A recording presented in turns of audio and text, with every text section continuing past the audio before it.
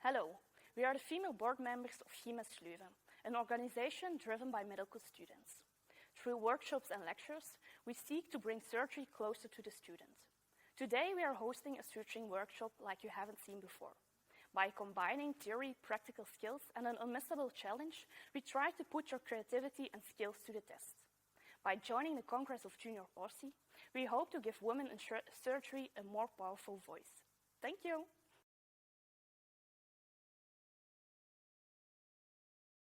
Hello, my name is Hannah. I'm one of the board members of Chimes Leuven. In this video, I will teach you how to perform a deep dermal suture. The technique can be thought of as an upside-down interrupted suture. As a suture is to be underneath the skin surface, it is favorable for the knot to be deep in the wound. This avoids extrusion of the suture material. Deep dermal sutures are useful in reducing tension over the length of a wound, relying on the strength of the dermis as opposed to the epidermis. We always use absorbable sutures since you won't be able to remove them later.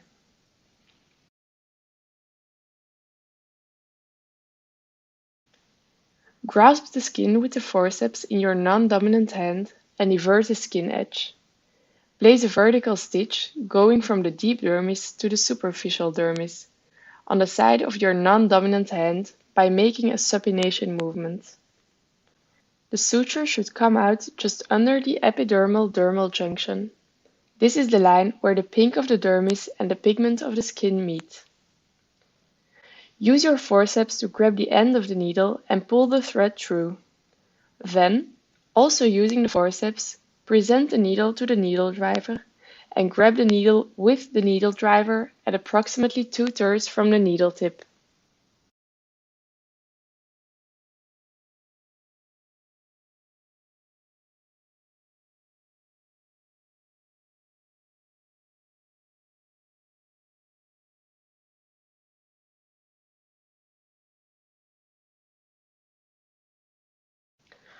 After reloading your needle, grasp the skin on the opposite side and invert the skin edge.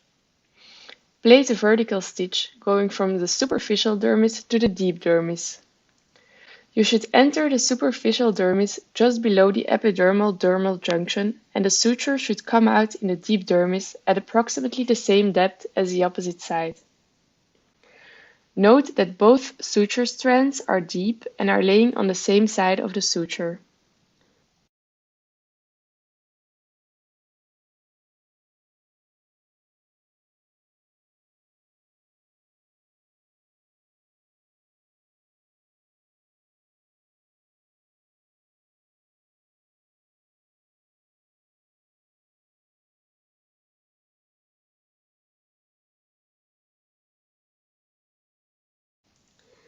Tie the strands together and cut the suture short so that they are buried under the surface.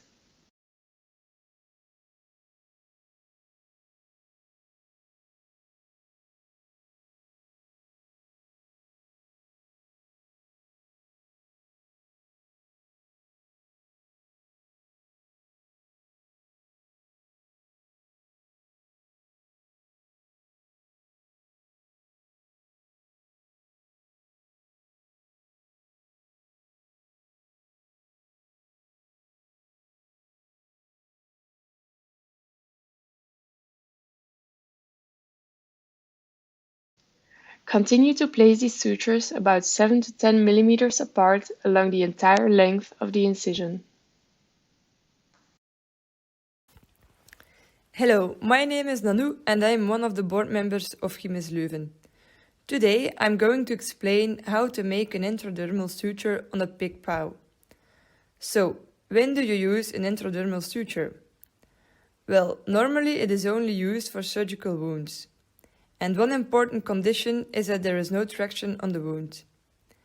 The biggest advantage of an intradermal suture is that it ensures less scarring.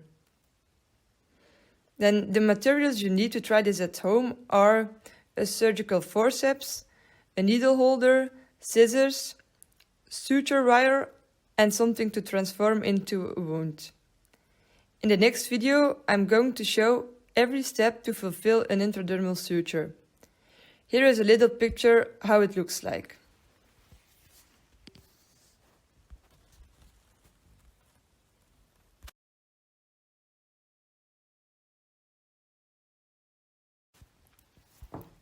In general, it is easier to start from the top and work your way down.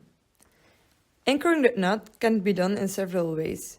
An example is to start on the left side of the wound and insert the needle deeply.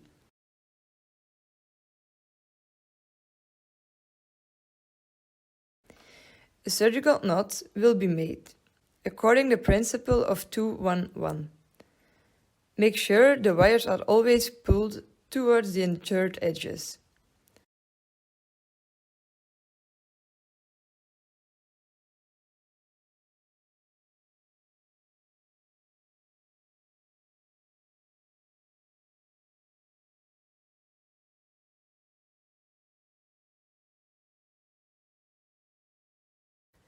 The short end is cut off close to the knot. To bury the knot, grab the needle in the backhand and go to the apex of the wound.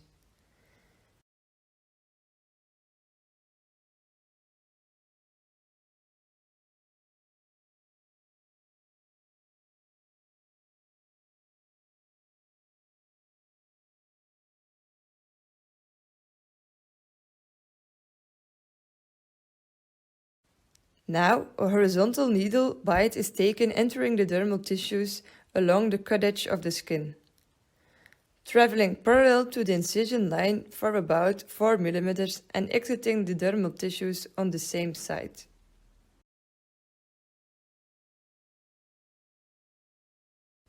Then, the needle passes through the incision and another bite is taken on the other side.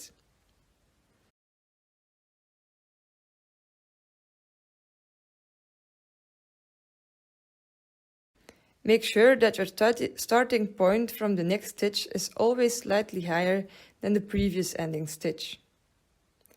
This pattern is continued along the entire incision.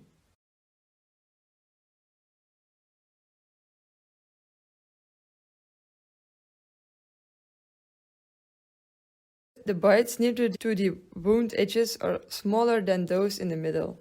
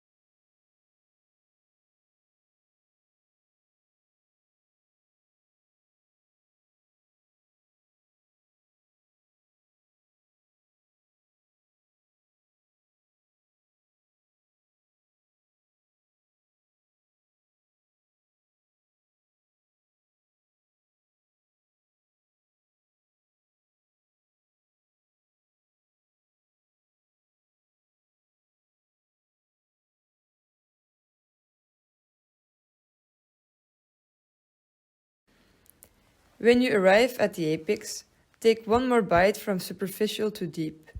But be careful not to pull the entire loop area through the tissue to close the last knot.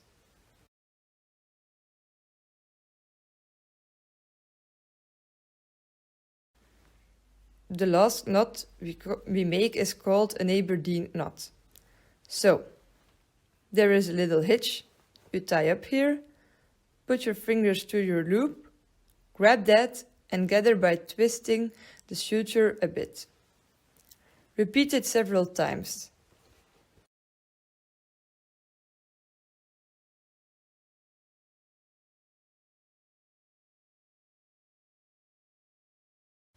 To secure that knot, pull the whole needle through the loop.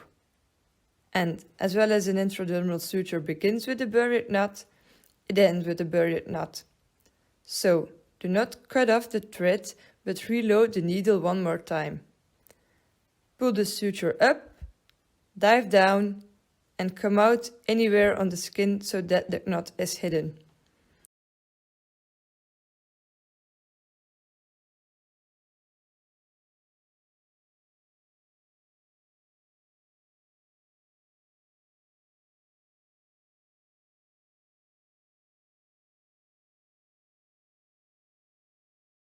The last step is to cut the thread close to the skin.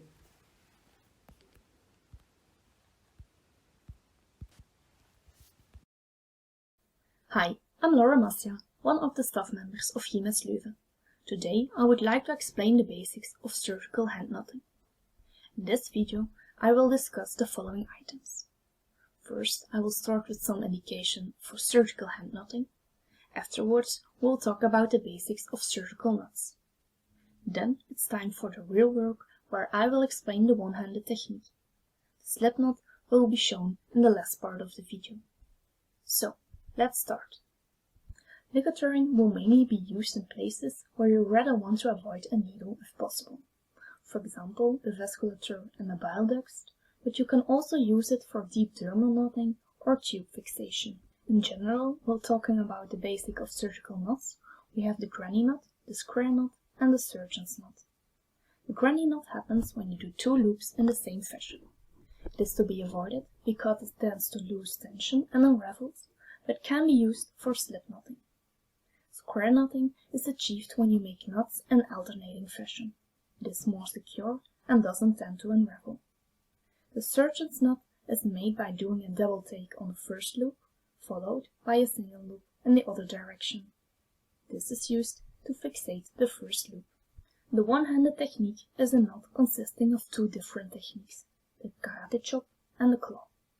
Most surgeons prefer this one-handed knot because it is quite easy and fast to do. The basics to remember here is that one hand holds one end of the suture while the other hand does the work. If you want, it is possible to alternate hands, but I suggest to start by learning it using your dominant hand. So here your dominant hand will do the work while the other hand stabilizes the other rope. Afterwards, when you have mastered this, you can challenge yourself and try it with your other hand. The purpose here is to alternate the karate chop and the claw. Hereby you make a steady knot which will be fixated. This is of course the intention when you want to tie something. On the other hand, we also have the slip knot, where you want to make a moving knot, also called a granny knot. Here you will repeat the same technique 2 times instead of alternating the techniques like you are supposed to do in the one-handed surgeon's knot. You start by making a first throw, for example by using the karate chop.